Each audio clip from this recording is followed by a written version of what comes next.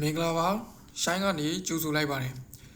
ဒီနေ့မှာတော့ကျွန်တော်ဒီရှစ်လက်မောင်းကြွက်သားတွေပေါ့နော်ကြီးထွားပြီးတော့ကျွန်တော်တို့ပြည့်စုံတဲ့ဘိုင်ဆက်ပေါ့နော်ဒီရှစ်လက်မောင်းကြွက်သားတွေဖြစ်ဖို့အတွက်ကစားနည်းလေးနှစ်မျိုးကိုကျွန်တော် recommend ပေးခြင်းတယ်ပေါ့နော်ဆွေးနွေးသွားခြင်းတယ်ဒီကစားနည်းနှစ်မျိုးကကျွန်တော်တို့တမျိုးကြဗျာကျွန်တော်တို့ဘာဘယ်တွေဒမ်ဘယ်တွေနဲ့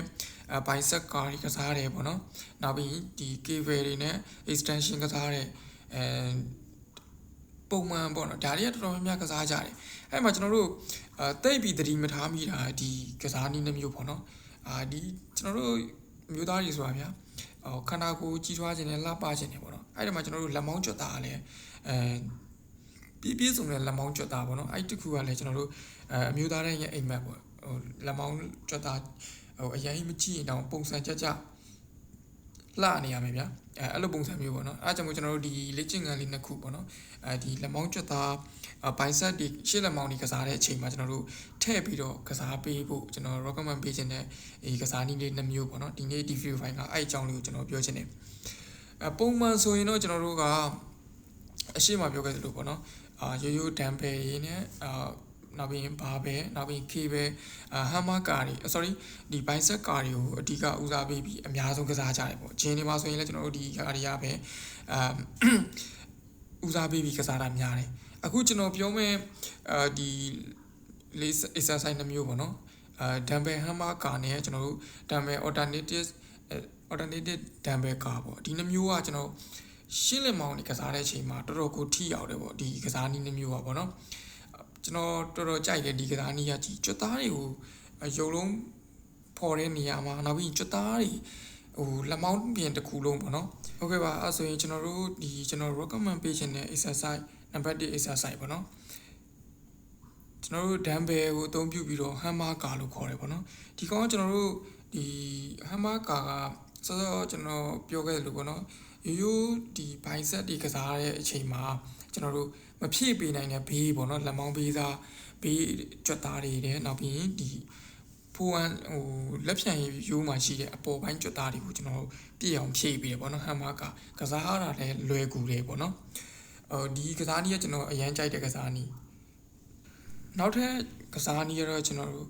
alternative dumbbell ကာလို့ခေါ်တယ်ပေါ့နော်ရိုးရိုးကျွန်တော်တို့ bicep ကာကစား dumbbell ကိုင်ပြီးတော့ပေါ့နော်ရိုးရိုးရှေ့လက်မောင်းကစားတဲ့ဟာကိုကျွန်တော်တို့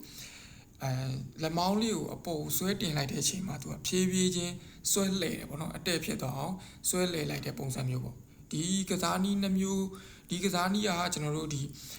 ရှစ်လက်မောင်းကြွက်သားတွေဖြတ်တဲ့နေရာပေါ့နော်ဖြတ်တယ်ဆိုတာရှစ်လက်မောင်းကြွက်သားကိုပေါ်ပေါ်လွင်လွင်ဖြစ်အောင်ကတ်တင်လုပ်တဲ့နေရာမှာအရန်သုံးများကြတယ်လက်မောင်းလှတဲ့နေရာပေါ့နော်လက်မောင်းလှအောင်လက်မောင်းကြွက်သားတွေစောစောကျွန်တော်ပြောသလိုပဲအင်ကြီးတွေတီရှပ်တွေပဲဝတ်ထားသည်ဖြစ်စေရှယ်အင်ကြီးလက်ရှိတွေဝတ်ထားသည်ဖြစ်စေကျွန်တော်တို့ဒီရှစ်လက်မောင်းရဲ့အလားပါတွေကိုကျွန်တော်တို့ပေါ်လွင်နေပေါ့နော်ကျွန်တော်တို့အမျိုးသားတွေအတွက်ဆိုတော့ကျွန်တော်ဒီနေ့